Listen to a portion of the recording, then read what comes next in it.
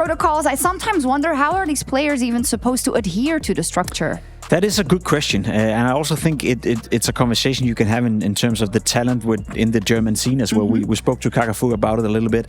I'd also argue, all the respect to Tapson, I think 3, 4, 5 years ago, he was a fantastic Counter-Strike player.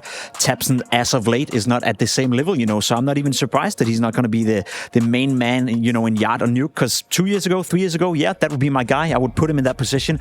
I don't think Tapson is as good as he used to be anymore. So you're talking about a revolving door. You're talking about them bringing in Hyped again, who's been part of the lineup before, JDC. You're recircling some of the same talent. That could work out, but fact of the matter is the talent that you kept for all these years, Tapson being one of them, they're not necessarily getting better. Maybe even the opposite. Same could be said for Sirsen as well, who came in, came out. So I think Big is just, as much as they change right now, they're just moving in this direction and maybe even a little bit down. So I'm not bought into it at the moment. For me, the rising star for them and the shining star is Crimbo. I think without this player, this team is barely top 50, barely top 50, and he's the one that's making the difference for them. I think you agree when you say that the Tapson is not as good as he used to be. It's not that he just became bad. It's just the new generation of kids, sharper kids, are actually on the scene right now. Quicker learners, they can shoot better. They're just adapting to situations better because the game has evolved, and now they just need to follow it.